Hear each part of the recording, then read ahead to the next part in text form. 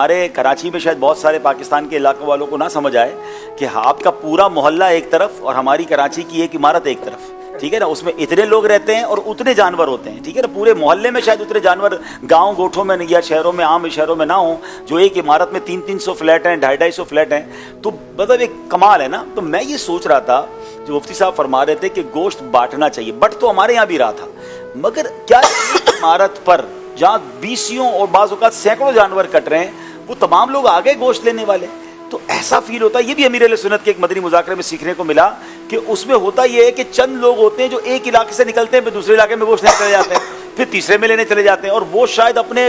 بڑے بڑے سوزوکیاں بھر لیتے ہوں گے۔ تو وہاں امیر اہل سنت نے تربیت یہ فرمائی کہ اس کی بجائے آپ تھیلیاں بنا کر اپنے غریب رشتہ دار، پتہ ہوتا ہے کس کے گھر قربانی نہیں ہوئی، اچھا پھر اس کے بعد کئی ایسے غریب ملازمین ہوتے ہیں، غریب محلے ہوتے ہیں، اگر وہاں پہنچا دیا جائے نا تو آج بھی ایسا ہوتا ہوگا کہ جو سفید پوش کسی قربانی کرنے والے کے پاس تھیلی لے کر جانے میں شرماتا، ہر بندہ تو نہیں کرتا نا، یہ وہ کیسے ہمت کرے گا، لیکن اس کے گھر میں بھی ہو سکتا ہے آج گوشت نہ پکاؤ۔ لیکن اگر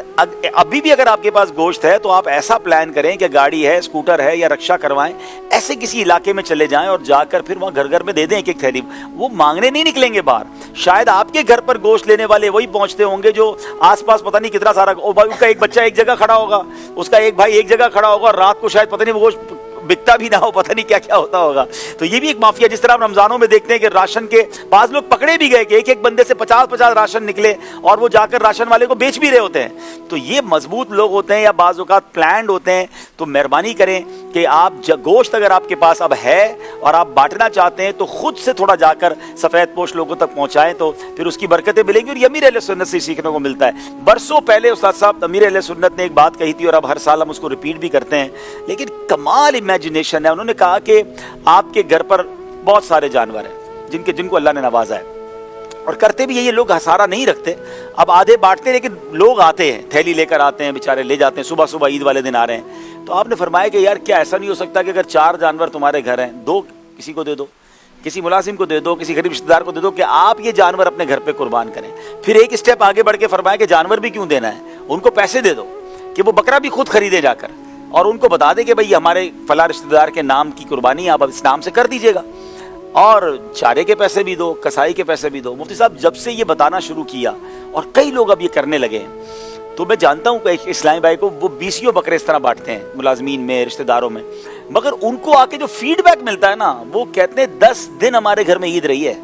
ہمارے بچے سوئے نہیں ہیں 10 راتیں۔ ان کو کرے ہمیں کبھی سوچ نہیں سکتے تھے، کرے ہر سال ہم کسی کے گھر پر گوشت لینے جاتے تھے، اب ہر سال ہمارے رشتہ دار ہمارے گھر گوشت لینے آتے ہیں۔ وہ وقار اور پریسٹیج والا جو آنر فیل کیسی ہوتی ہوگی ان کو۔ پھر وہ کہتے ہیں اس دن جس دن بکرا کٹا یا جانور کٹا، ہمارے گھر میں بچے رو رہے تھے خوشی کے آنسو، یعنی اس بندے نے جو جس نے جانور دیا تھا نا، اس کو دعائیں دی کہ حضرت آپ نے تو ہمارے ساتھ، اچھا یہ ہر سال ہم جا کے گوشت لے آتے تھے، گوشت پک جاتا تھا، مگر وہ 10 دن جو ہمارے گھر میں گزرے ہیں، آپ نے تو 10 دن عید کی ہماری۔ تو اب وہی والی بات ہے، امتیوں کو اس طرح اگر خوش کرنا ہم شروع کر دیں، اور اس میں کوئی بڑی راکٹ سائنس نہیں ہے، وہی بکرا یا وہی جانور کاٹ کر میں نے بانٹنا ہی تھا، لیکن اگر میں کسی ایک فیملی کو دے دیتا ہوں اور اگر میرے قریب کے وہ لوگ ہیں تو خوشی